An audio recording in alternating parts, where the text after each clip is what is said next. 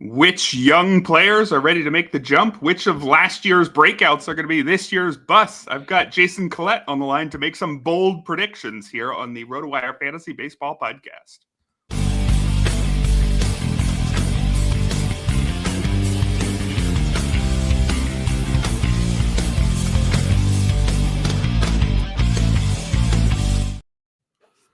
Welcome, everybody, to the Thursday edition of the RotoWire Fantasy Baseball Podcast. We've got the full schedule going this week. Excited to be back in the swing of things.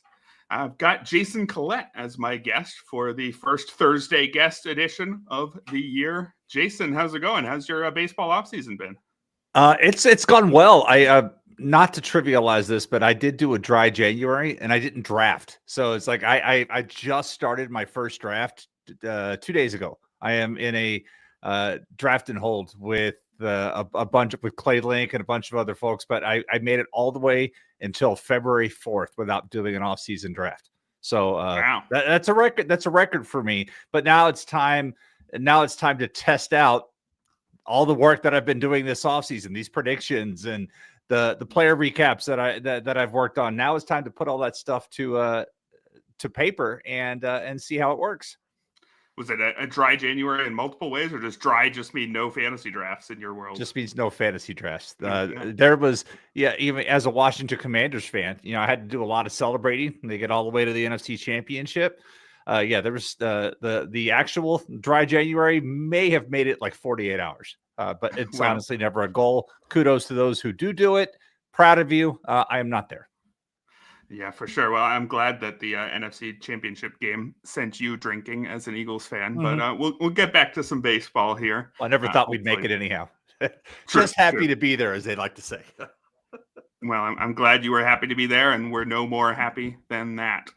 We will get to the baseball for the rest of today's show. The main topic we're getting to today is Jason's Bold Prediction Series. You do this every off season over at RotoWire. You've got 6 articles in this series, one for each division, where you give a bold prediction on both a hitter and a pitcher. We're going to be covering at least 10 to 15 of those today.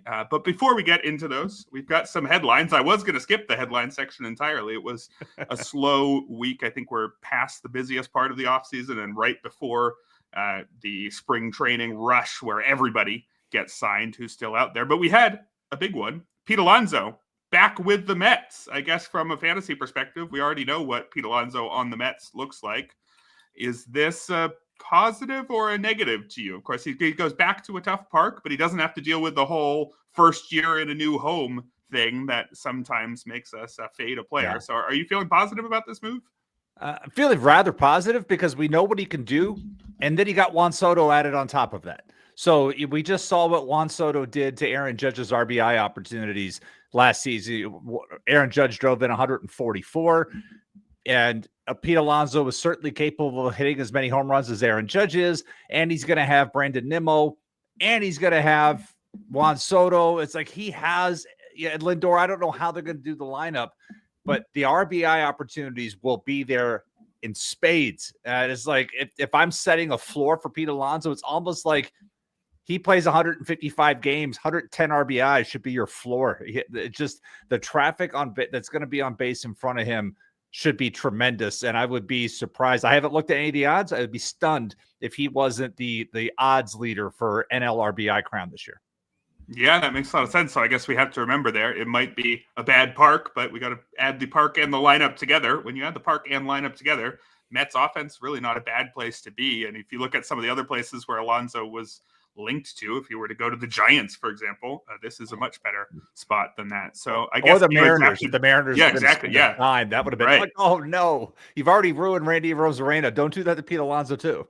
Right. So if you drafted Pete Alonso in your early drafts, I think you can be happy enough. It could have been worse. I think it's a pretty decent landing spot for him. We have a couple other small bits of news just right before the show. Yoan Moncada signed with the Angels. You actually had not heard about it when you got online, and when I told you where he signed, you laughed, which I think is a pretty accurate analysis here. Just feels right for Yoan Moncada to end up on the Angels. I don't know if it feels right for our fantasy teams, but just feels right for the world. It does. LOL was definitely their reaction there because it's such an Angels move. If he can play in multiple spots, back up Anthony Rendon, who I saw something the other day. It said Rendon over the last 5 years has played less baseball than what Ted Williams did when he was in the military for a 5-year span. So it's that kind of craziness. But last year I was kind of in on taking a chance on Moncada because we knew the White Sox were going to be terrible. We just didn't realize that Moncada was also going to be terrible. And quite frankly, I'm happy to see him gone because the AAA affiliate for the White Sox is here in Charlotte. And so I've seen more of Moncada than I want to on rehab assignments. So it's let him go. If he can do something, fine. But wow, this is not the path that we envisioned for Yoan Moncada many years ago, but here we are. Yeah, not at all. I guess next time your favorite team trades away its top prospect, just pull up Yoan Moncada's baseball reference page and you'll feel a little bit better. He's going outside the top 600 in all drafts. Still too high. Still too high. I was going to ask, he's probably going to rise, right, now that he's with a team, but you're not interested even at any price, even with the Angels being a team that runs, and that's maybe are we going to get 20 steals from Yoan Moncada, or are we going to get less than 20 games? Let somebody, if somebody else wants to take that chance, fine. Been there. I was taking Moncada last year, and he was low, and I was saying, fine, I'll take him way down here, and it was still not worth the return on investment. It was a 1-year, $5 million contract for Moncada. That's an actual salary. That's more than Tommy Pham just got with Pittsburgh. This is one other small deal, wanted to mention while we're on the topic. He got 1 year, $4 million from the Pirates, and potentially a path to starting. Moncada, of course, has to contend with Anthony Rendon for some period of time, as we mentioned. But Tommy Pham, we've got him penciled in as the starting right fielder on our depth charts at RotoWire. Mm-hmm. Is he a cheap option for these deeper leagues that you'd be prioritizing?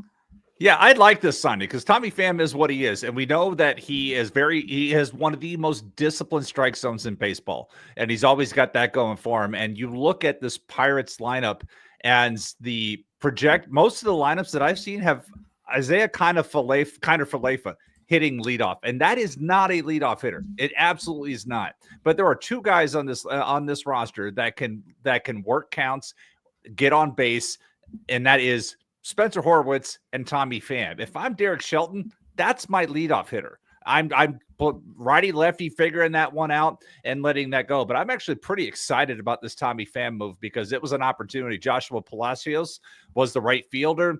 At worst, it's a platoon situation. Pham and McCutchen. McCutchen is one of these weird things. You would look at him and say, oh, hits lefties. Go look at his splits. He's really into that old man leading on things. He actually hits righties better, but he can still earn his walks as well. So this is a skill set that this Pirate lineup desperately needed. But if they don't hit Pham leadoff, I don't know what they're doing. I mean, this is something this lineup absolutely needed, and I really like this signing for them. Yeah, I'm on board as well. Should mention, though, this is definitely the last few years of Tommy Pham's career, maybe the final year. Not exactly sure. His WRC plus the last 3 seasons, 90, 109, and 91. So he's entering the stage of his career where he might one of these years just not be a major league regular, but I don't think you're going to have to pay the kind of price where you can't afford that risk. All right. He's on the Edwin Jackson path to retirement. New year, new team. I think this is like the 10th or 11th team for Tommy Pham. Yeah. He's I actually like him. It was fun when he was with Tampa Bay. I liked him. And every year he ends up on one of my draft champions teams. Yeah. I think he should end up on at least one of mine as well. It was 2 or 3 teams in each of the last 3 seasons. So the odds that he sticks the whole season in Pittsburgh seem pretty low. So maybe he really will challenge Edwin Jackson by the end of the year.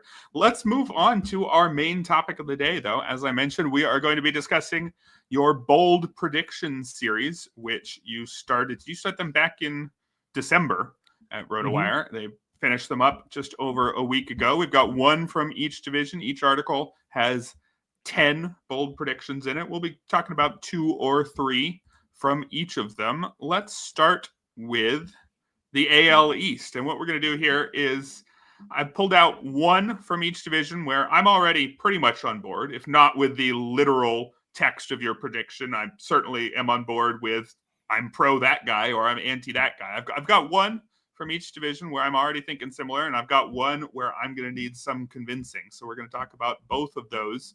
Let's start with the AL East prediction, where I am already nearly on board, I would say.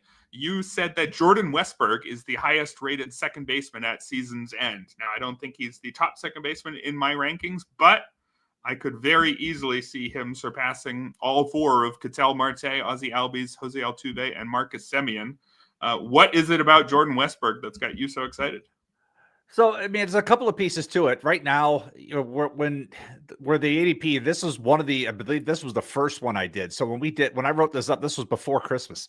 And at that time, Jordan Westburg was sitting at 8th spot in the lineup, projected lineups anywhere from 5th to 8th, depending on where you're getting your lineup source from. And we didn't yet have the news that they were moving the wall in. I don't believe we had that, but that just part of that piece is they're moving the wall in. And Jordan Westburg has the skill set to move his way up that lineup. They let Anthony Santander go. They brought in Tyler O'Neill. That is not a 1-for-1 swap. It would be nice if it were, as somebody who likes O'Neill, but let's be real, that's not. And so they're going to have to look, and they haven't really done anything else there. So they need to look at how they can manufacture runs. I see Westburg as somebody who can hit his way up the lineup. More plate appearances that he can get, the more run production he can put on the table. And second base just is not a deep position this year. And so when I look at this, and I see right now his ADP when I wrote this was 105. I don't know where it is right now, but I'm sure it's inside the top 100, and it's likely going to keep climbing. And so for me, when I saw this and trying to find a hitter, I look for a hitter and a pitcher that I feel can do more than what the marketplace has them at that moment. And in the moment, this was the guy that really, the more and more I looked at it, the more pros I saw in his line than cons. Yeah, you are correct. He is going since January 1st in all draft Champions League. He's going 94. So he's already moved up just over 10 spots from when you had written him up just before Christmas. So certainly there is some positive momentum behind Jordan Westburg. The doubters, though, I think would say that Baltimore still has quite a crowded roster. Is Westburg guaranteed to be one of the players that gets to play every day despite that crowd, or is there still some risk? I mean, he had a good season, but he wasn't a super prospect, and he wasn't a superstar last year either. Right. Are we just looking at a player who was pretty good, and if he's slightly worse, all of a sudden he's only playing 4 times a week? But for me, I feel like he's getting to that third full year in his career, and then yes, there's a lot of traffic on that roster.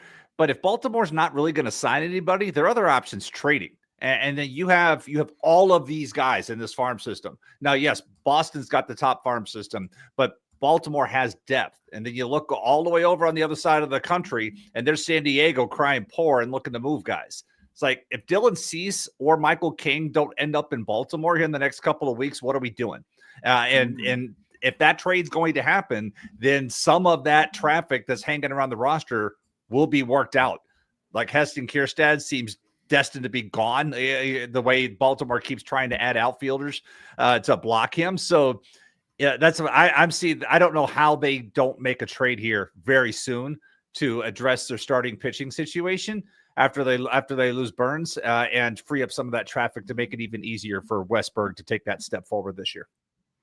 All right, I'm right there with you. I'm not really that afraid that Jordan Westburg is going to lose playing time. Just had to figure I had to mention it for the people who are.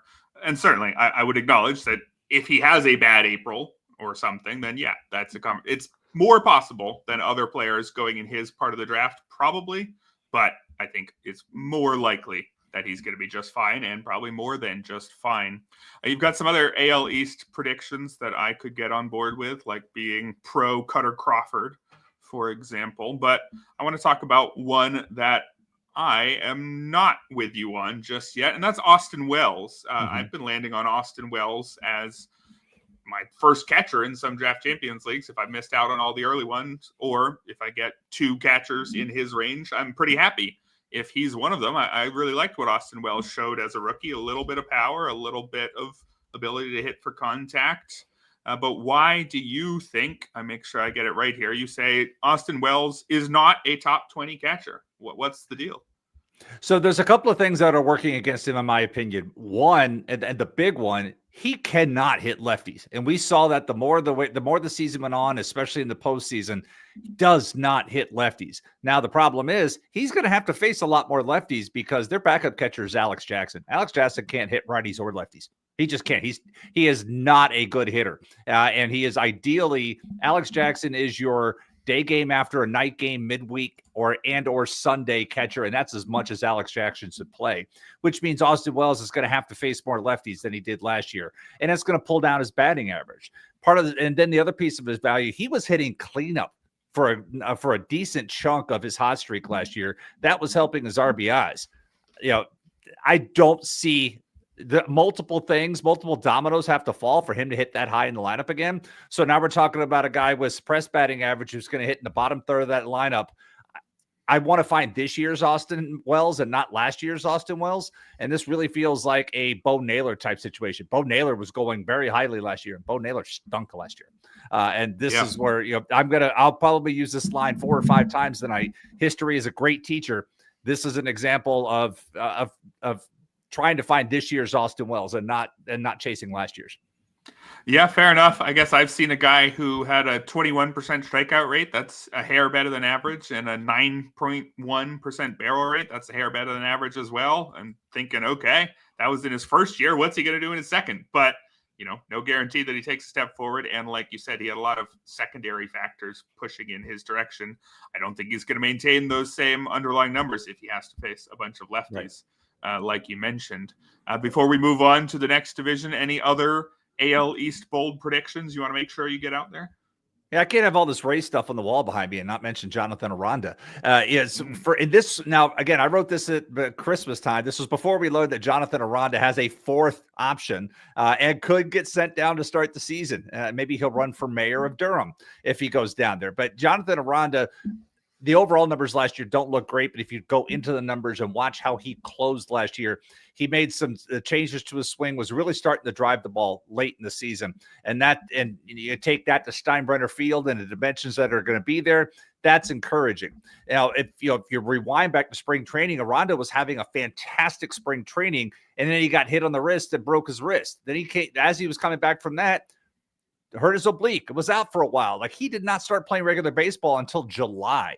And then again, in September, everything started clicking for him. He really looked like a different hitter at the plate when I was watching those September games. And to me, with this change in stadium, I'm just intrigued in a deeper draft. I still don't find him to be mixed league viable right now. But if you're in an AL only league, you're in a draft and hold where you're going to need things, because remember, he's utility only on draft day. So that's really going to hurt his value. But in a 50 round, who cares? And if this second half surge last year was something, then get on board, because there could be something here. He's always been a good hitter who can't play defense. And they have room on the roster to find this bat some playing time. Is he specifically a draft champions league, draft and hold type target? Somebody who you think he's going to get a run in the lineup at some point, we just don't know when? Or do you think he actually has a chance to claim a 6 days a week starting job in April and hold it the whole year? I don't know if he can hit lefties well enough to stay 6 days a week. So 4 to 5 days a week, which is why I feel that mixed league viability is problematic. If you're in a 10, absolutely not. In a 12, maybe in a reserve. In an AL only, sure. But again, it really depends how you're going to build your roster, because he is utility only, and that's gonna. I know a lot of people do not like losing that flexibility during the draft or an auction, and so you have to kind of keep that in mind. But I would remind people, not that I'm projecting this for him, but Mark Vientos was also UT only last year, and he was going in the 35th to 37th round. Look what Mark Vientos did last year. Sometimes it pays off. All right, so definitely a name to keep in mind there for certain formats, Jonathan Aranda. Let's move to the AL Central, where your first bold prediction that I think that I can get behind is a positive one for young Twins starter David Festa. Let me make sure I get the exact wording of your prediction here. You say David Festa is a top 75 pitcher. So what is the deal with David Festa? Why is he going to be a top 75 pitcher this year? And when I say pitcher, that includes closers too, by the way. I'm not just saying 75 starting pitcher because everybody's like, who cares? That's easy. So at the time this was written, he was 114th on the ADP. So that's a couple of tiers of jump for him. And one of the things, obviously you always like to get a lot of inputs. And one of my favorite inputs is reading the process that Tanner Bell and Jeff Zimmerman worked on. And one of the pieces that they have found, they're like, if you're looking for a breakout pitcher, strikeouts per 9 of at least 8, a fastball of at least 93, and two, you have to have a secondary pitch you use 15% of the time. And you run that report, and David Festa comes off. He's not the only guy, but he's the name on there. You're like, wow, that's not a name I thought I would see to the general guy. And so he's, you go back and watch some of the video, and you can see, oh, wow, yeah. I mean, this was the Bailey Ober story. Before Bailey Ober's breakout, that's what David Festa reminds me of.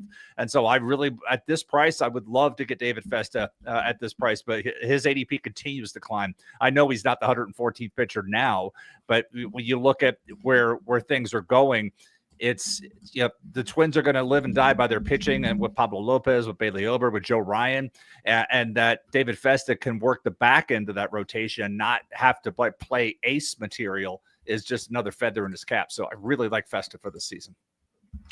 Yeah, it looks like I'm seeing 114 since January 1st. So it hasn't actually risen that much. Wow. So maybe there's still another week before everybody listens to your prediction here and shoots David Festa up their draft board. I think everybody is just looking at him and realizing, wait a second, he's already probably pretty good. I think that's probably what will happen if he rises up the draft boards. From an ERA and WHIP perspective, that wasn't really the case. In 14 outings last year, 4.90 ERA, 132 WHIP. That is quite forgettable, but look, just a little bit under the hood, a 28% strikeout rate against an 8% walk rate. In terms of strikeout minus walk rate, he would have ranked 15th among qualified starters, right between George Kirby and Michael King. So really good already in the most basic things that a pitcher can do. I guess it was league average control, but we combine that with plus strikeouts. That's what you want to see in 14 starts. Right. Let's move to a AL Central prediction that I need a bit of convincing on. And that is, you are anti-Emmanuel Clase. Now, I'm not sure that I'm super pro Emmanuel Clase myself. I like, if I'm going to take a closer at the very start of the closer pool, I would rather have one who could get me a ridiculous strikeout rate as well. And Emmanuel Clase has never been that guy. So there were a few years where I just wasn't sure that this was going to work. But by now, I'm pretty convinced that it's going to work. And while I might not take him because I don't like taking a closer quite as early as you have to, your prediction here is Emmanuel Clase does not finish as a top 5 closer. So that's going to take some convincing. What is the case here? Why is Emmanuel Clase not even going to be a top 5 closer this season? So I say that because just how dominant he's been over the past 4 seasons. All of these numbers, he's been first or second in all of these categories over the last 4 years. First in saves, first in games pitched, first in WAR, and he's 2 wins above anybody else. 162 ERA, first. Only Tyler Rogers has thrown more innings than him. Only Tyler Horton has a better WHIP, and by Stuff Plus, Emmanuel Clase is the best reliever in baseball. So he's all of that. But then again, when I said I'm going to say history is a great teacher, this is the one data point I could not get past. When I tried to look at something of what Emmanuel Clase is attempting to, what he's done over the last 3 years, find me a reliever that's had 40 plus saves and pitched in 70 or more games. And there's only 2 guys that have done that, Emmanuel Clase and Eric Gagne. Now, Eric Gagne did that at the peak of the PED era. And let's be real, he was on PEDs when he was doing it. So we have one guy who hasn't. Clase, and that's it. Nobody else. The only other guy who's made it that far and tried was Mark Melancon. And in the 4th year, he had 15 saves. That's it. Mark Melancon fell apart in the 4th year after working as much as he did. So it's like, to me, as I'm always looking for a reason when everybody says one thing, I'm looking for a reason why not. Like, to me, this is the one I will put my feather in, because this was like the Spencer Strider prediction last year. Last year, people were taking Strider 1 overall, and he was going, basically his ADP was anywhere from 1 to 4. And I was looking for reasons not to. And I wrote up, we're talking about a guy who's had multiple surgeries. It went from 0 to this to a crazy amount of workload. We don't know how the body's going to react. I'm not taking him at this price. I wasn't predicting injury. I just said we didn't know how the body was going to react. Sure enough, he broke down. And so when I'm looking at this year, it's just like I see this, I see history, what Clase is attempting to do. Nobody's ever done it. So let me look for other options that I feel better about than somebody who's is trying to do something that's never been done before. If he does it, awesome. If he doesn't, I'm not going to be running around saying, I told you so. This was just a warning to say, this is the what if, this is the other part of the spectrum of outcomes. But it doesn't feel like this is being taken. I see him going in the late second, and he's never making it out of the mid third. He's just going, and people aren't thinking twice. And I just wanted people to think twice. All right, so history says it's going to be really hard for Clase to do what he's done for a 5th consecutive season. What do you think about the specific argument that's going on in the chat right now? We have, on the one hand, Clase got absolutely smoked in the playoffs. And on the other hand, we can't let Clase's late season issues concern us too much. I mean, both of them, I think, are legitimate ways of looking at it. Just to get the numbers out there, in 74 1/3 innings in the regular season last year, Emmanuel Clase allowed 5 earned runs. In 8 postseason innings, he allowed 8 earned runs. That's not very good. It was an ERA that jumped from 0.61 all the way up to 9.00. Do you look at that and say, hey, remember what I was just saying? He's going to start to break down. Look, we just saw it. Are you pointing to his October and saying, yep, that's the warning sign? We already are seeing what's going to come. There's also part of the issue in the postseason where you get multiple looks at the same guy over and over and over again. And so that's part of it. But honestly, what happened in the postseason, I would have still had this mindset looking at what I see here from just running through the numbers and seeing, wow, nobody's ever done that before. And if nobody's ever done it before, including all the great closers that we've seen in history, like, my favorite guy, Billy Wagner, who finally made the Hall of Fame, like even Billy Wagner couldn't do this. Mariano Rivera, this is how tough this is.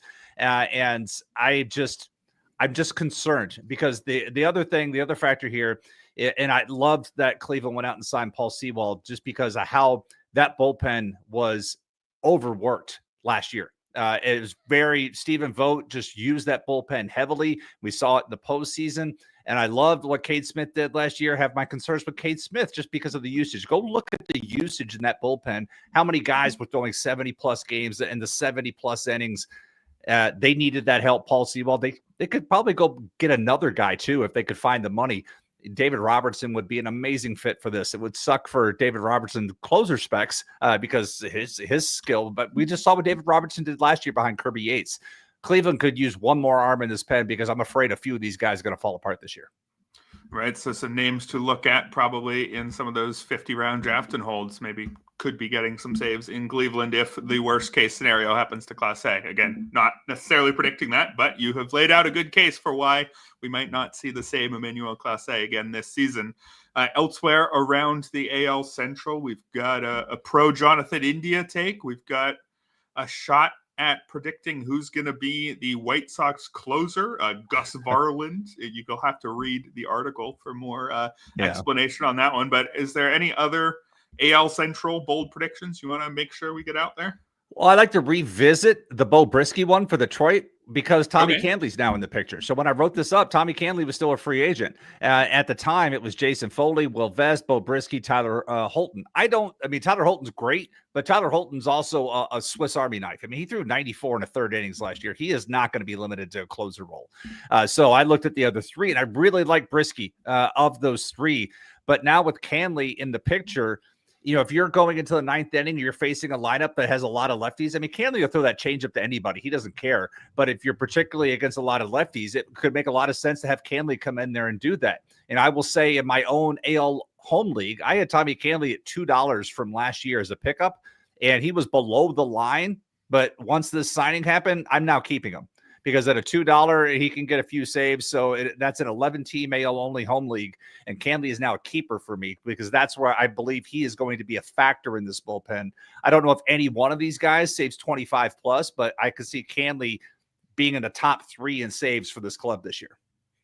Yeah, I'm thinking similar things. I'm not sure that any of these guys is going to be a closer. I'm not sure in formats where you need 2 closers if you want any Tigers reliever, but in, say, an AL only league, like you're mentioning, Brisky or now Tommy Gainley, who is a massive Eagles fan, so go Tommy Gainley. Maybe they could be. Oh, in that case, I don't like the guy anymore. Okay, well, fine, Bo Brisky for all the saves. We'll see. It'll depend on what happens on Sunday, if Canley is in a good mood for the year or if he's, starting his year on a bad note.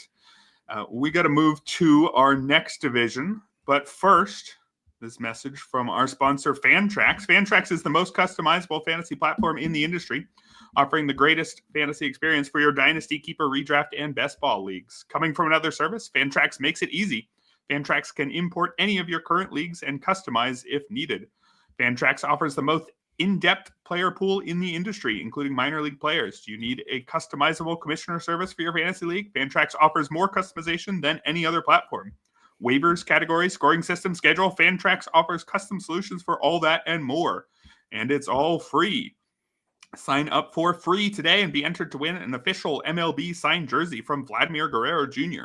Simply go to fantrax.com/rotowire and sign up today. That's fantrax.com/rotowire. Fantrax, the home of fantasy sports, and also a place where I'm currently in the middle of the draft. Everything they said in that read is true, I can say. We are also brought to you by Edge Boost. Have you ever had your debit card declined or had to call your bank at 3 a.m. in Vegas? Edge Boost is the first customer-facing online bank dedicated to the gaming industry. There are numerous benefits to using Edge Boost: $250,000 per day in debit deposits, unlimited withdrawals, cash back on sports betting, DFS sweeps, 100% approval for all gaming activity, financial segmentation for discretion and responsible gaming, compatible today for prediction markets, iCasino, DFS, sports betting, lottery, brick and mortar casinos, horse racing, and sweeps. No transaction reviews or account freezes. Visit edgeboost.bet today and use promo code ROTOPOD. That's promo code ROTOPOD. And welcome back, everybody, to the Thursday edition of the RotoWire Fantasy Baseball Podcast. I'm here with my guest, Jason Collette, and we are going over Jason's Bold Predictions series. We've gotten through the AL East and Central, moving on to the AL West, where I am on board with your pro Yusei Kikuchi take. Specifically, you said Yusei Kikuchi is a top 40 pitcher. Some of your other takes that I've been on board with, I've been on board with the general direction, but maybe not the magnitude. But I think I'm fully in on Yusei Kikuchi this year. What exactly about him makes him such a strong target for you? I mean, to me, the boldness here is that the team context. He's going to the Angels. We were openly laughing about the Angels earlier in this podcast. But one of the points I would history is a great teacher.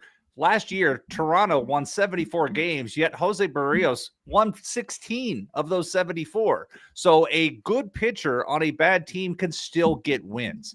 And that's when I look at Kikuchi, and I loved the changes that he made after the trade when he got to Houston, and they were like, hey, that slider, would you please throw more of that pitch? It's a really good pitch, and we hated facing it. And once they tweaked the way he was utilizing his pitches, he really took off, and he was getting the strikeout rates and everything. And I've got a video clip in the article that talks about it, and it's just like I love that piece of it. Then I went back and I was like, okay, find me some pitchers with at least a 22% strikeout minus walk percentage, because it's such a strong indicator.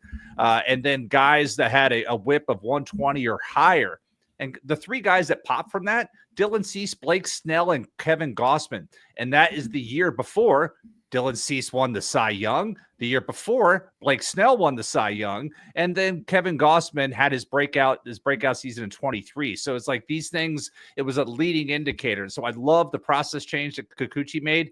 And when I looking at his value to see where he was going, his ADP was 141. He was the 58th pitcher off the board when I was making this. He was 50 picks behind the 40th ranked pitcher at the time, which was Logan Webb. So I'm not looking at a current ADP ranking to see where Kikuchi is, But at the time I made this prediction, I felt that this was one of the better starting pitcher values sitting out there because the overall numbers were hiding the in-season progress.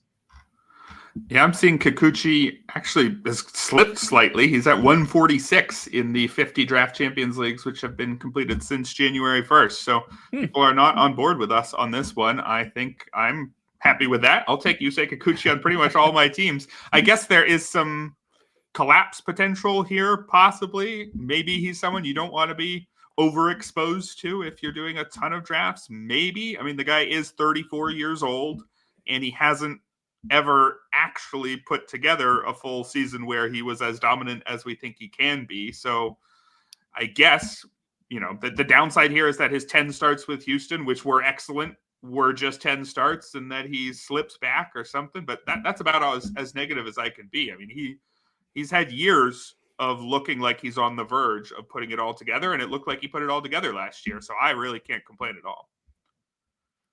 Indeed, at the price, if his price is not moving, that's more for me. So, all right, let's go to someone who I'm probably not going to be fighting you for. You are a big fan of Andres Munoz this year. You have him listed as a top 3 closer this season. I have been avoiding Andres Munoz this year, just as I have in previous years, just thinking, hey, if I'm paying up for a closer, I better get all the saves, and I'm not sure he's going to get all the saves as good as he is. Is that going to change this year? So I feel that he will get an overwhelming majority of the saves there because the same, this time last year, you come into it and it was, oh no, Gregory Santos is there. Oh no, Matt Brash was there. Both those guys fell apart because of injuries. I don't expect either of them, and it takes time for these guys to get back from those surgeries in rehab. And let's not pretend that Matt Brash or Gregory Santos was in complete command of the strike zone before their injuries either. So when I look at Munoz, I see, and this is the Seattle situation as a whole, they've done nothing to improve that offense other than bring back the guy that they thought was leaving and Polanco. It's like, what if this offense has always been scraping by, and especially at home, we have a great starting pitching rotation. So we're going to have a lot of late and close games where the starting rotation is not going to give up a lot of runs. The offense is not going to generate a lot of runs. And then Munoz should be there to pick up a lot of these saves there. And, when you look at, he had a dip in the middle of the season when he was dealing with some back issues. And that's when his numbers kind of fell apart. And then there was a point in the season, and I know this because I had him in AL labor, where he was getting, I think he had 2 saves in the month of August. It was crazy how he just, for some reason, the saves just weren't there, and Seattle was losing a bunch of games, and it sucked with that. But, I felt buoyed in this when I was listening to our friends, Eno Saris and Derek Van Riper just the other day during their closer preview. And Eno was like, I think Munoz is a top 2 guy this year. I love him, and I've been grabbing him everywhere. So I was like, cool, I'm not on an island on this one. So Munoz, I just started drafting. I've only had 1 draft. I did not take Munoz because when I was doing my build, it was the first part of the 4th round. And again, I'm not drafting off all bold predictions. You just can't put a roster together that way. I took Raciel Iglesias, who I really like as well this year, as at the 2nd pick of the 4th round. But because I was like, I can't, if I wait, Munoz is going to go. I don't feel comfortable taking him right now. I'm not basing an entire team off of bold predictions. Maybe if it was a free team and I'd be like, oh, sure, why not? Let's see what happens. But in this case, I'm trying to win that league again. I finished 2nd last year. I won it the year before. It's like I want to repeat in that capacity. So let me go with where I feel is safer. But Munoz is somebody that I really like, and I would have no problem putting him back on any one of my teams this year. Well, if you were right and I am wrong about Munoz's save share, it's going to pay off in a big way because he's certainly dominant. It's only role questions that I have for him. For 3 straight years, he's had an ERA under 3. It was as low as 2.12 this past year. In each of those years, he has a strikeout rate over 31% and also a ground ball rate over 52%. He's a rare talent.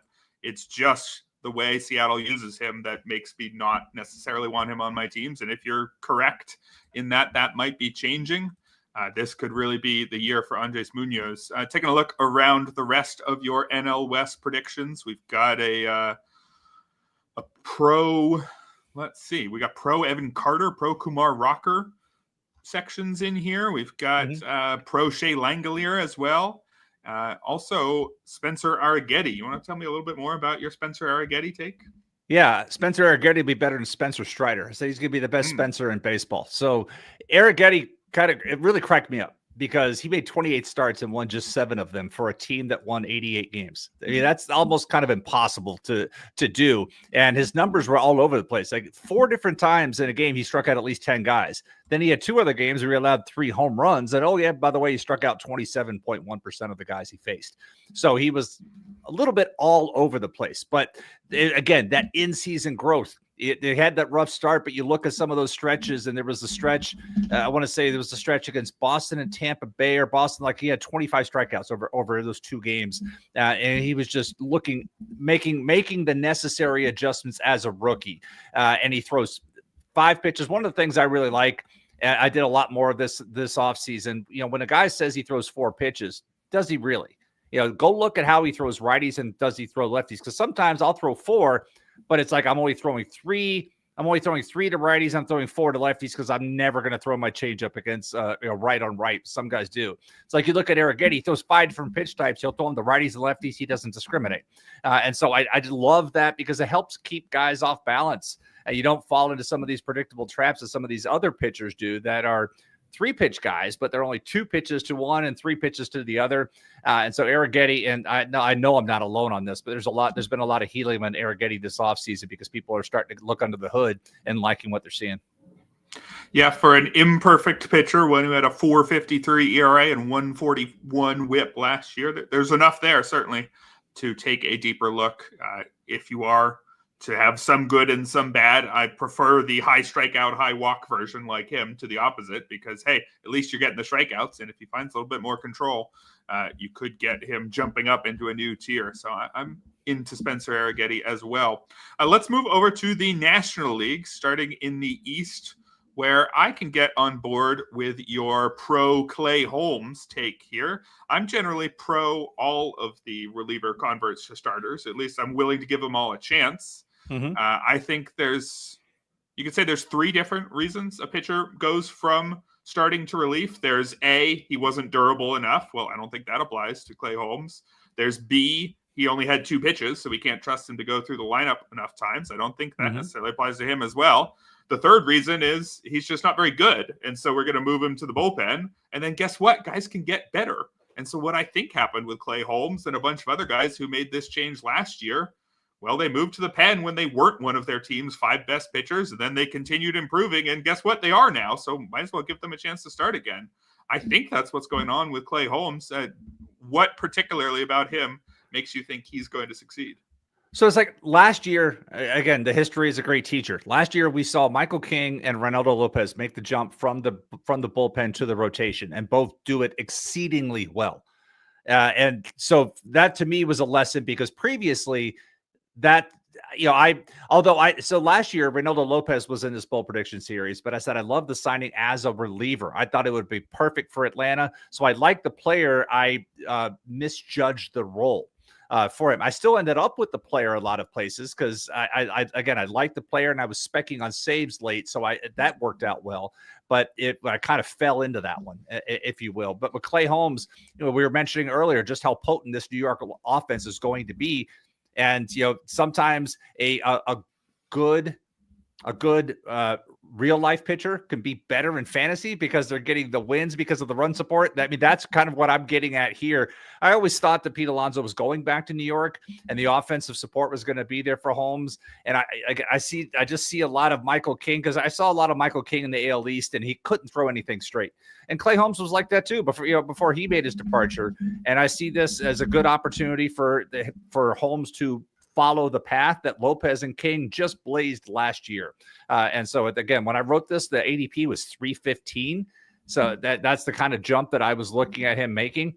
And it's a year by year thing. I'm not saying like this is a 175 inning pitcher moving forward. I just like the situation that he has found himself in for 2025. So I am with you as well, as I mentioned already, and also that park and lineup combo, just about as good as it gets for a pitcher. I guess for the sake of completeness here, though, I do want to mention the negative.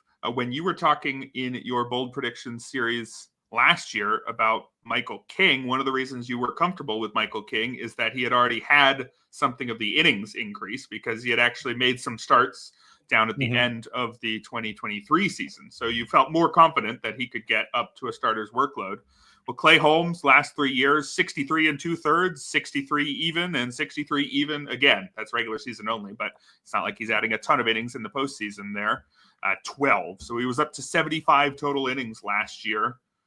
Not as much as what Michael King had. So are we worried about that? I mean, I'm sure we're worried at least a little bit, but not enough to take him off the draft board, certainly. So if that happens, then maybe he's more like Lopez, because Lopez was similar innings totals, and then Lopez made it 130 something overall, and then like his last couple was kind of rough. So that's kind of the situation. I could see Holmes falling in between those situations. Michael King was phenomenal last year, and Lopez was great until kind of the end when he wasn't, when he was trying to fight his way through it. So, but again, I'm very comfortable taking the chance on Holmes where he's currently going. Yeah, fair enough. Lopez last year got to 135 2/3, and he was at 66 and 65 1/3 the 2 years prior. So that is certainly a potential blueprint for Clay Holmes as he moves back to the rotation. Let's go with one you'll have to convince me on, and I threw this on here because I want to make you say positive things about my Phillies. I think that's what I was doing. But you are pro Jordan Romano. I'm not so sure, because I'm not so sure the Phillies are going to have a closer in the Rob Thompson era. They've had stretches where they've had one. Craig Kimbrell had his time as a closer until he lost the job. Carlos Estevez did, I think you would call him an actual closer for periods of last season. But the Phillies are happy to not have one, and that's on top of Jordan Romano coming off a terrible season. But you are willing to say that Jordan Romano is a top 75 pitcher. So to say nice things about the Phillies for me. So, I mean, to me, it's almost like they're swapping out the names. I look at what Jordan Romano and Jeff Hoffman have done over the, when they were both healthy, and see similar skills. And Romano was somebody that I had in a couple of leagues last year because I felt like he was the last of the top tier closers because he had never shown any signs of weakness. And then once the back started barking on him, everything fell apart on him. What was encouraging to me is this offseason, Phillies basically gave him a contract after watching a video of him doing bullpen. He essentially did, like, I don't know if he went to Tread or Driveline and just said, okay, here's a video, here's my plots, here's everything. And the Phillies were like, all right, cool, here's a contract. And Jordan Romano took it, and they've done nothing else in that pen. And losing Hoffman was a huge piece of that pen. And all they've done is bring in Romano. So to me, that speaks volumes of what they feel he could do. Now, if they turn around and go bring back David Robertson in the next week, it was Robertson and Finnegan and Jansen are still sitting out there. And that's like the next wave of moves. And with pitchers and catchers coming in a week, you got to figure those dominoes are falling soon. And so that this could all go out the window. But right now, actions speak louder than words. And the fact that Philly has done nothing else tells me that they feel that Romano's in a good place to be a solid contributor here. And I feel that he's the primary guy because some of those things, like you've mentioned, they used eight different guys last year, got to say, for this club. But I mean, Craig Kimbrell was an experience. And Greg Soto was an experience. Sir Anthony Dominguez was an experience because it was just like, all right, go out there and let's see what happens. But they were all on short leashes, where I feel Romano certainly earned a little more.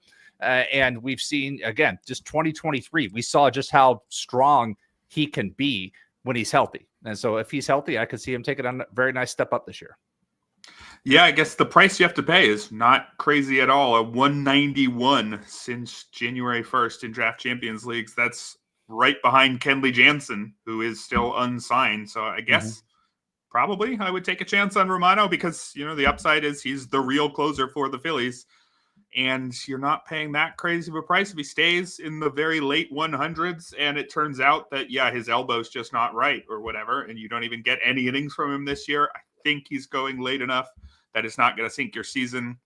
Although if I'm in a Draft Champions League, I might just prefer to take an Orion Kerkering later and hope that he gets the job, or even say Matt Strahm. I think Matt Strahm is probably the Phillies' best reliever, but they haven't necessarily liked using him as a closer. So format dependent, but I can understand taking a shot on Jordan Romano, even if there's a lot of ways it doesn't work out. Elsewhere in your NL East predictions, let's see, we got a a shot at the Marlins closer, Calvin Fauché, perhaps. We've got an anti-Spencer Schwellenbach in here. Anything else in the NL East you want to highlight? Yeah, I would say real quick, the anti-Schwellenbach is because it reminds me so much of the Spencer Strider story this time last year about going from 0 to 65 to 168.2.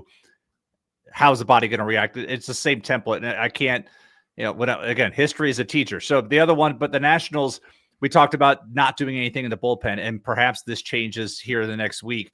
But Zach Brixey, I mean, they have Jorge Lopez. And no, the Nationals need to do something. If they're not going to do something, if they're not going to go sign, if they're not going to bring back Finnegan, they're not going to sign Robertson or Jansen. I'm willing to take a shot on Zach Brixey. At the time when I wrote this prediction, he hadn't even been taking in a draft and hold. But to me, you go look at his stuff. This is a guy who struck out, over his collegiate minor league career, struck out 33.7% of the batters he's faced. He did have a Tommy John surgery in camp in 2023. And so now he'll be 2 full years recovered from that. If you've listened or read anything that I've done over the years, I'm a big fan of waiting 2 full years for starting pitchers in particular. You don't need that for relievers, 1.5 years, but the offseason is his full recovery. He's 2 full years back from that. And even last year when he came back, he struck out 43 guys in 35 innings and only allowed 15 hits. If this Nationals bullpen is going to be a wide open audition, I'm taking this chance in the last 5 rounds of a draft and hold with Zach Brixey. Looks like 2 people have taken Brixey since the calendar Market flip to 2025. Yeah. So hey, they must have read your article. If you are hoping to become the 3rd person to draft Zach Brixey, Brixey, yes. BRZYKCY. That's the spelling you're looking up there, not brick and then C. He only has 5 2/3 major league innings to his name, but in AAA or in all levels of the minors last year, it was high A through AAA. 2.04 ERA, 0.82 WHIP, struck out 1/3 of opposing batters. So you could certainly see potential future closer there, especially if they don't bring in anybody better than Jorge Lopez. Let's move to the NL Central, where I'm happy to see that you are one of the only other people in the world still interested in Nick Lodolo. Go Nick Lodolo. Certainly some injury problems there. You laid it out nicely in your article. Since 2019, blister, shoulder strain, back strain, stress reaction in his tibia, and then just last year alone, left calf tenosynovitis, left groin strain, a blister, and a middle finger sprain. So a ton of time on the shelf, but I'm not seeing a lot of, elbow, shoulder stuff. Is that related to why we should be still pro Nick Lodolo? I mean, the opening sentence, I call him the lefty version of Tyler Glasnow. That's really what it comes down to. It's like the stuff is nasty. We've seen Lodolo just come out and absolutely dominate some lineups around all of these different issues. And to be like, I can't quit this type of upside. And honestly, that's what it comes down to. It's like, we know what the injury risk is. And you have to, if you're going to take this and like, okay, this is one of the bold predictions where I believe Jason, it's like, you've got to have the right build. Like, you can't take a Glasnow and a Lodolo. You just can't. But if you've got other guys, if you're able to do something, this is the kind of upside, the stuff that we've seen when he's pitching at his best can be elite. Now, yes, the ballpark is a risk and whatnot, but his strikeout minus walk rate over the last 3 years is better than what Corbin Burns, Luis Castillo, Dylan Cease, and Zach Gallen have done.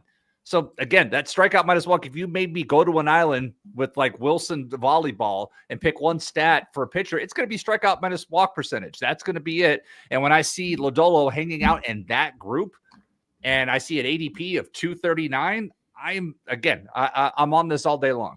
I'll take the chance, and I'm willing to be hurt again.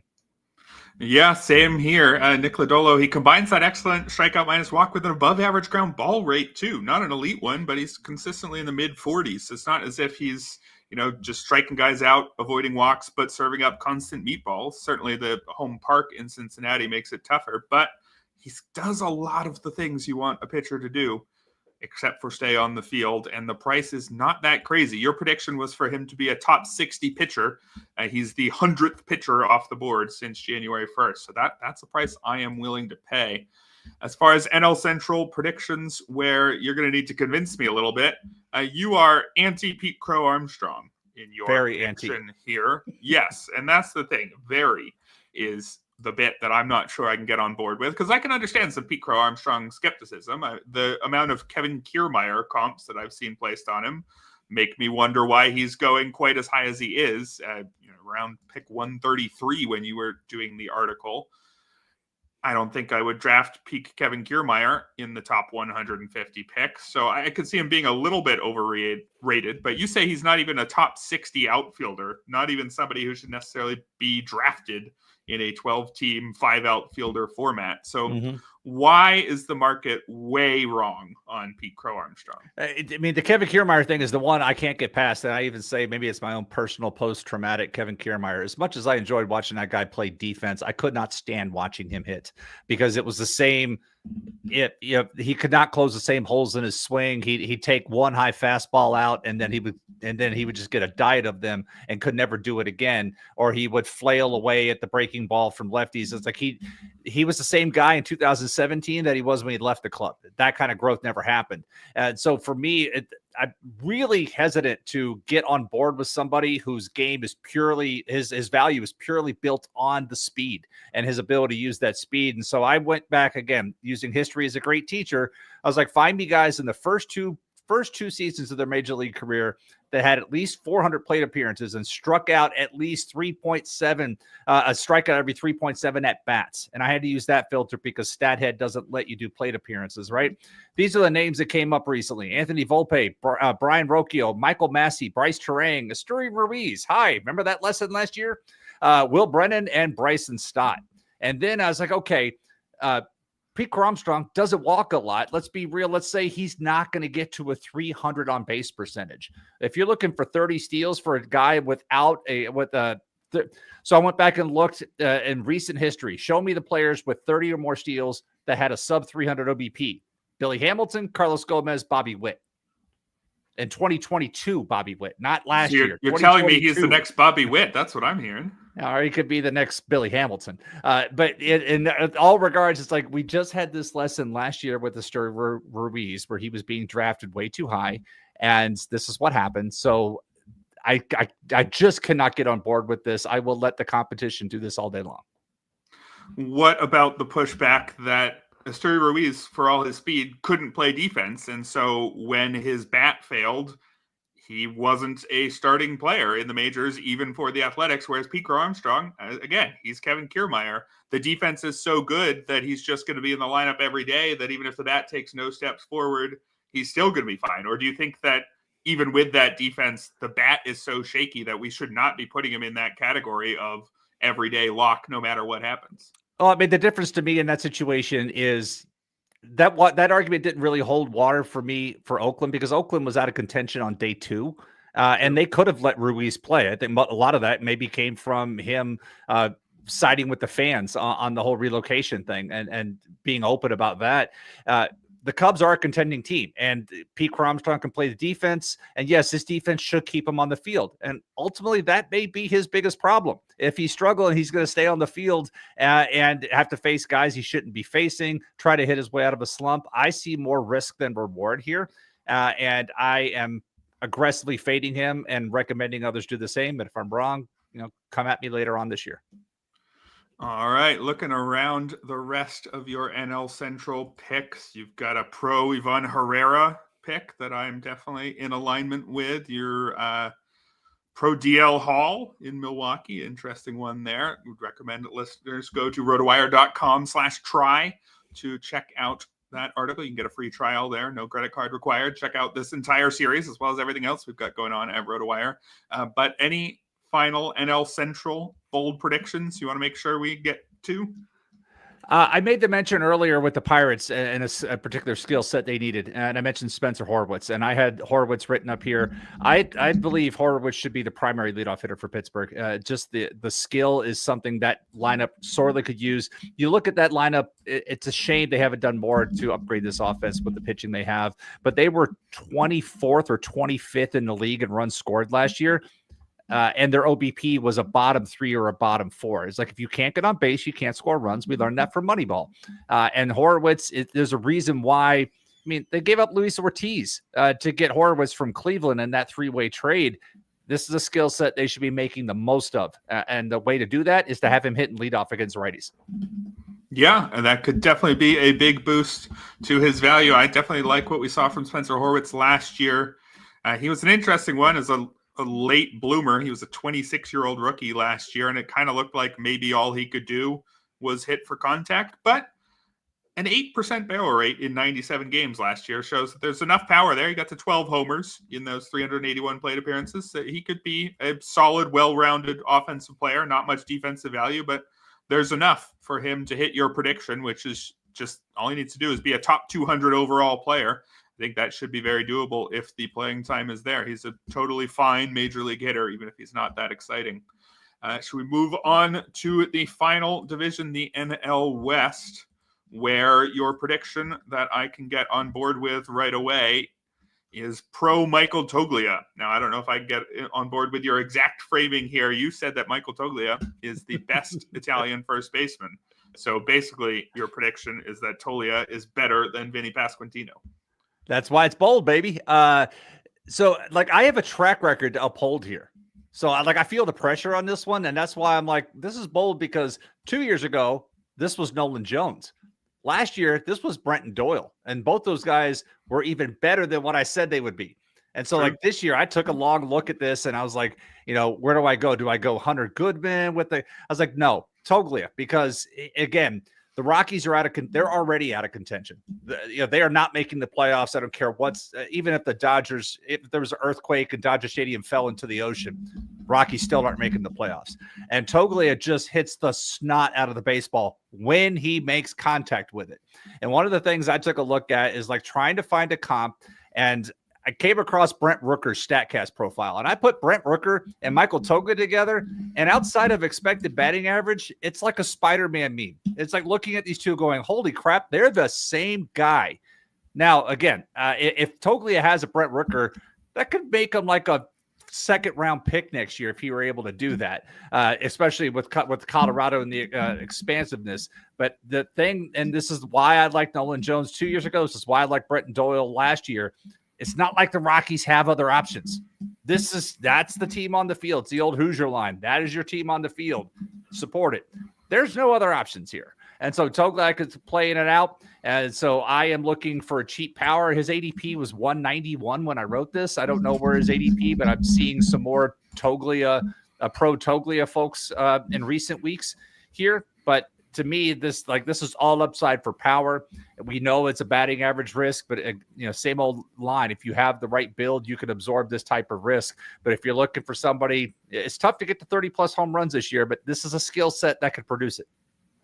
Yeah, Toglia has crept up to 186. So there are a few other Toglia fans out there, but that is not a crazy price at all, given those Brent Rooker comparisons. I'm looking at the side-by-side chart you have here in the article, and man, they are very similar in nearly every way, although Toglia was 57th percentile in chase rate, so a little bit better than average, whereas Brent Rooker down in 30th percentile. Of course, Toglia was even worse at actually making contact with the ball, so that canceled out. And of course, that's the risk here. He's been well over 30% in his strikeout rate, 32.1% last year.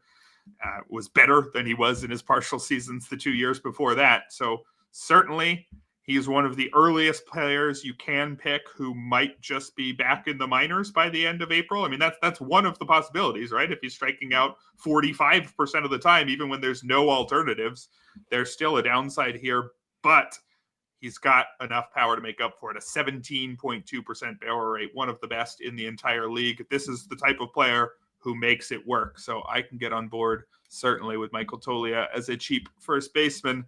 One you'll have to convince me on. He's a guy we've already talked about a couple times this year, but Michael King. You're saying Michael King is not a top 50 pitcher. I thought we've been saying good things about Michael King and about how, relief converts to starting work. Look, it was Michael King. It worked. Is it not going to work? Yeah, we have. But my issue, it's like we went from 65, then we went to 101, and then we went to the massive number last year. And to me, it's like when I look at this, the Padres are talking about trading him. There's no talk of extension. They're crying poor already. It's like last year I loved him, and this year I want to find I want to find this year's Michael King. Maybe that's Clay Holmes. But to me, we've seen the workload go up. It went up 105% and then 66% year over year. And he's thrown, if you go from 22 to 24, it's a massive jump. We just don't know how things are going to hold up from there. So to me, it's like we're in that uncharted territory of how the body is going to react to such a big load. We saw the year over year, but we haven't seen the year over year, if you will, how that piles up with that. And so I'm just scared at this market price. He's 64. That means he's going in the early 6th round. In a 12 team, and he's going in the early 5th round in a 5 team. Is that math right? Yes. And so I'm worried, especially with the team context of San Diego, and they don't appear to be getting much better. And the bottom third of that lineup is pretty disgusting, and not in a good way. So I am scared of where King could be this year. With all the factors in play. And that's why I'm saying he's not a top 50 pitcher this year. And again, this is somebody who I loved last year and got him in multiple leagues. I was taking him in the 8th round last year. That's how much I loved him, because I believed in it, and it paid off extremely well because he finished as a top 15 pitcher. Maybe I didn't need to take him in the 8th round, but I remember one league in particular where it's like I was looking at starting pitching options, and I was like, these guys all look the same. There's only one I truly love right now. I'm going to take him, and I don't care. And it worked out really well. Didn't win the league, but I won the pick. Yeah, King is now going at 59.8 in Draft Champions League since January 1st. So that's right at that 4-5 turn in a 15-team league. It sounds like it's only durability or workload related concerns you have with him, no real skills related concerns. I do want to compare King to the guy going right before him, because you also have a bold prediction about him in this same article. Yoshinobu Yamamoto is 1 spot ahead of Michael King on the ADP charts right now. And you could say another pitcher who is very talented, but what is his workload this year? How many innings is he going to throw after missing some time with an injury last year? But you are pro Yoshinobu Yamamoto and anti Michael King. Yeah, pro enough that I said he's going to win the Cy Young this year. And I said this about Glasnow last year. Yeah. I said that about Glasnow here last year, and it didn't work out. Although Glasnow did set his career high in innings pitched finally. Yamamoto threw 90 innings last year. So it's not like he's starting from a zero baseline with things, but I mean, this is the ultimate team context.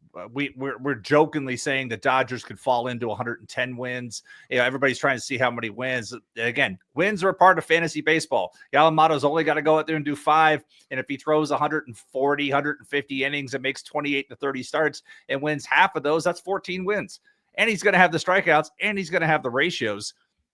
And that's why I like him quite a bit. I would take Yamamoto over King all day long, and the team context is a huge, huge tiebreaker there. All right, fair enough. We'll see if you got a hit on your Cy Young prediction here. Elsewhere in your NL West predictions, we've got a pro Brandon Pfaadt. I like that one. We've got, let's see, pro Xander Bogaerts as well. Oh, yeah. Any final NL West bold predictions you want to wrap up the show with? Just for deeper ones, Yorar Encarnacion. I find him fascinating, because to strike out 200 times in a minor league season, which he did in 2023, and still make it to the majors is amazing. Baseball America had something the other day, and they found 14 hitters in the 21st century that have struck out at least 200 times in a season, and Encarnacion's the only guy to make the majors. The only one. But then you look at some of the hard hit rate. It's like, how did the Marlins let this guy go? What were they doing? I mean, yeah, the guy strikes out a lot, but the Marlins aren't contending. And the funny thing is they've since brought in similar type players. It's like, okay, Davey De Los Santos. It's like they brought similar skill guys in to replace what they freely let walk. And I make the point in the article, don't go get Toglia and Encarnacion. You can only take your chance on one of these types of guys. But it's like, if you're going to bet on power late, this is the kind of guy you bet on, because if it's super late and he strikes out a ton, then you just drop him and you move on. But the power, he has got a lot of juice in his bat. He's got a lot of holes in it. I mean, you have to strike out 200 times. But I made the comp. It's like striking out 200 times does not preclude you from having major league success. Glenn Allen Hill struck out 211 times in a minor league season. Glenn Allen Hill had a pretty nice major league career for that. So Encarnacion is somebody in an NL only league, in a draft and hold. I'm taking a chance. Todd Zola and I have already joked because we're in a draft champions right now, and we're picking next to one another. I'm 14th and he's 15th, and it's just like a game of chicken. Which one of us is going to take this guy first? Because he's going to end up on our team. Yeah, Gerard Encarnacion still going outside the top 500. We have him on our depth charts at RotoWire as the top designated hitter for the Giants at the moment. Maybe there's still another move to come, but everyone else on the DH depth chart near the top of it has a job already. Elliot Ramos, he's the left fielder. Patrick Bailey, he's the catcher. Lamont Wade, he'll be at first base a lot. It looks like it's Encarnacion's job, or they're just going to rest people's legs for a day. Potentially quite a lot of playing time for Encarnacion, somebody who I would say not getting a ton of discussion outside of your article and this podcast. So everybody go drive Gerard Encarnacion up the draft board right now. That's going to do it for our bold predictions today. We covered, I think we at least mentioned every team here. There's a full set of 60 predictions that listeners can go check out at rotowire.com/try to get a free trial there. How many of these do you want to get right? If you got 10 to 15 right, is that sufficiently bold? Are you hoping to get 20 to 30? What's the I aim for at least 20. That's kind of the bar I set myself. I want to get a third of these right. And that's about where I've been the last 2 years. And it's NLS has been a particular sweet spot, but I'd like to get at least a third of them right. If I got to a half, I'd be like, this is amazing. But I aim to get at least a third of these right, because I want to keep them. I don't try to play them safe. I mean, you've seen some of these predictions. They're certainly not safe, but I don't also want to make them completely unrealistic. It's somewhere on the spectrum of possibilities of something that could happen. And just a look at thinking differently about these types of guys when, a lot of times it's groupthink and we're all just drilled into thinking Class A is the best closer. He's the top two and just set it and forget it. But what if he's not? And what if Spencer Schwellenbach doesn't pick up where he left off last year? And what if Pete Crow Armstrong is not what he was in August and September?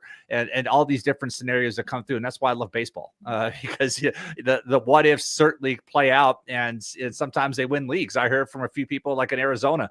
And I know one of our subscribers, Mike Bell, comes up to me and thanks me every year. Thank you for this guy. This was he helped me and my partner win our league.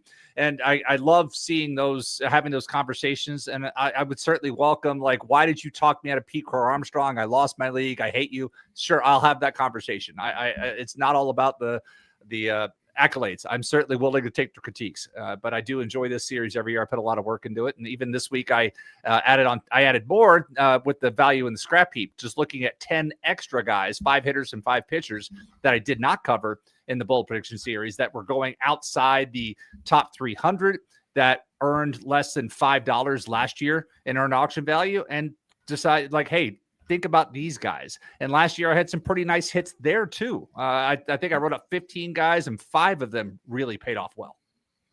Yeah, some interesting names in that article. I'll just tease a couple. Max Kepler, DJ Hers, Taylor Rogers. I recommend checking out that article over at RotoWire as well, part of your Collette Calls series. Well, thank you for coming on and discussing one of my favorite off-season series with me. Maybe we'll talk again at the end of the year, just like we did last year, seeing how many of these we got right, or you got right, I guess. I'll take credit for the ones you that I edit agree them, with you so on. I mean, you got to take some credit. True. All of the predictions are actually mine. You just throw out random words and I filter down to get the ones that I actually agree with. No, not quite how it works. But anything else you want to plug on your way out the door here?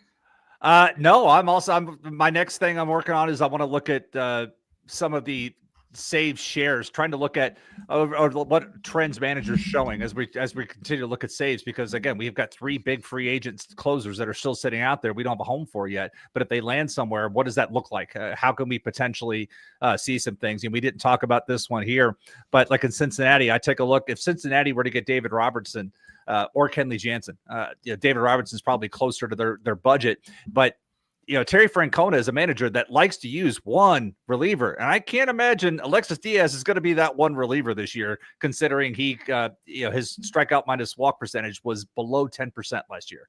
And Francona coming off of Clase was the last closer he's managed. And to see Diaz, if they sign it, it could be a set it and forget it. So I want to take a look at something like that to see if there's something we can take a look at with all of this uncertainty about who's going to close, who's going to do this. I'm not trying to steal Ryan Roof's job with Thing. He had a great, enjoyed his appearance on this podcast a couple of days ago. I just kind of want to look at trends because the next article I'm going to do is going to be on steals. The same kind of thing, managerial tendency on steals, because we have new managers and new places, and we have those types of situations. I want to see how often some of those managers, what their tendencies have looked like over the last couple of years under the new rules. All right, looking forward to that one for sure. You can find Jason's work at RotoWire. As mentioned, you can find him at Blue Sky. He's at jasoncollette.bluesky.social. I suppose I'm over at Blue Sky as well. It looks like you found my dormant account in sharing this podcast over there. So maybe I'll get going there. Nice. Maybe I'll have to get going on that now. I have actual followers now. Wow, why are people following an account that has no posts? I'll go figure that out tonight. And we'll be back, the RotoWire Fantasy Baseball Podcast, for 6 days a week these days. It'll be Todd Zola and Clay Link tomorrow on the RotoWire Fantasy Baseball Podcast, brought to you by Fantrax.